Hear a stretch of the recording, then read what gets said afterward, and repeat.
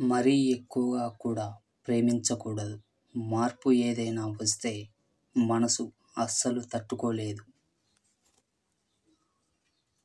నీ ఇష్టమే నా ఇష్టంలా బతికాను. ఇప్పుడు నేనే ఇష్టం లేదు అంటున్నావు. నా జీవితంలో నేను మోయలేని భారం ఏదైనా ఉందంటే అది నీతో దూరమే.